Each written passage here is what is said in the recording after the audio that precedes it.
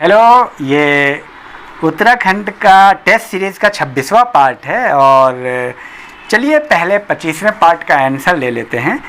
तो पहला प्रश्न का उत्तर है क्यारी पास। करजन ट्रेल पास दर्रा को क्यारी पास के नाम से जाना जाता है। और दूसरे प्रश्न का उत्तर है 7 जून 1955। तीसरे प्रश्न का उत्तर है पश्चिमी पहाड़ी। जौनासारी बोली पश्चिमी पहाड़ी कहलाती है। और चौथे प्रश्न का उत्तर है उत्तरकाशी तिब्बत। मुलिंगला दर्रा उत्तरकाशी तिब्बत को जोड़ता है। पांचवें प्रश्न का उत्तर है लाखा मंडल। यमुना और मोरदगार के संगम पर स्थित है लाखा मंडल। छठे प्रश्न का उत्तर है शतरंज। परिमार्जन नेगी शतरंज के खिलाड़ी है।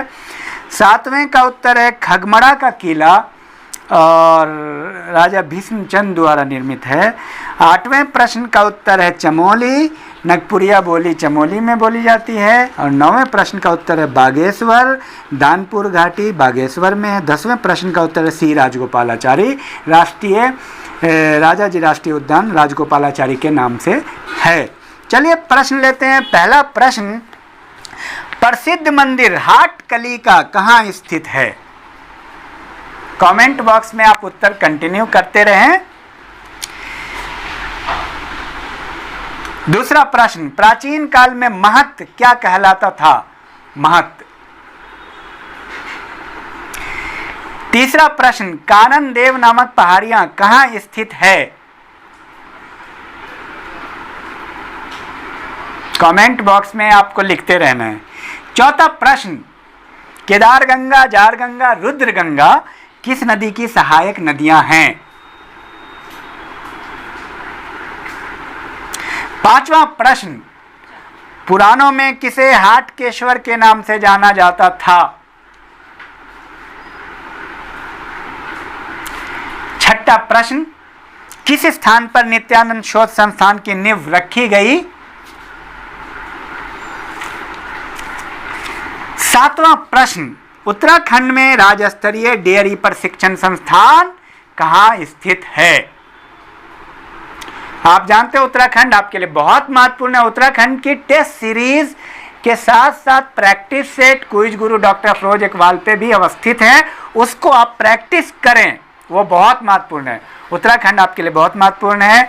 आप ऑप्शन के चक्कर में बिल्कुल नहीं रहें और ऑप्शन के साथ आप पॉइंट वाइज याद करें और साथ में आप जो है प्रोग्रेस रिपोर्ट जरूर देखें। चलिए 8वां प्रश्न लेते हैं। 8वां प्रश्न है, उत्तराखंड की स्थापना के पश्चात इसकी आय का तृतीय क्षेत्र का योगदान बढ़ा है या घटा है या स्थिर रहा है, ये बताना है। तृतीय क्षेत्र, वो भी आपको कॉन्सेप्ट जानना होगा।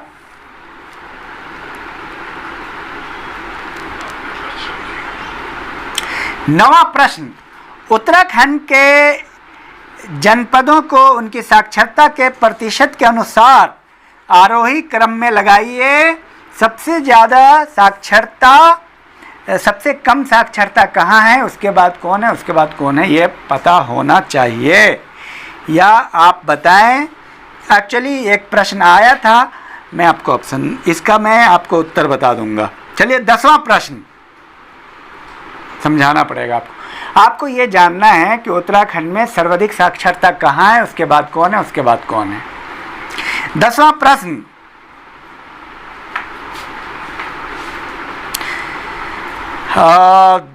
दूधा तोली शिखर किस जनपद में है? दूधा तोली शिखर।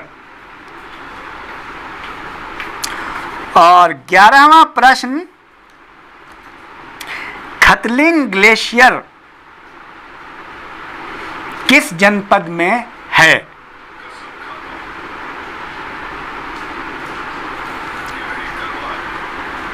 इतना ही रहने दें, इसमें 11 प्रश्न हो गया है। बहरहाल कोई बात नहीं। तो चलिए आप लोगों से गुजारिश है कि आप प्रैक्टिस करें, प्रोग्रेस रिपोर्ट देखें और ऑप्शन के चक्कर में बिल्कुल नहीं रहे।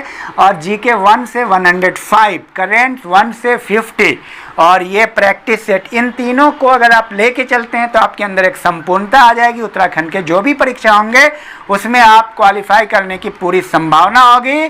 कोई भी परीक्षा आपके बस से बाहर नहीं होगी। ज़्यादा से ज़्यादा अपने दोस्तों को भी बताइए, उनको भी समझाइए कि वो तैयारी शुरू कर दें इसके बारे में। Thank you.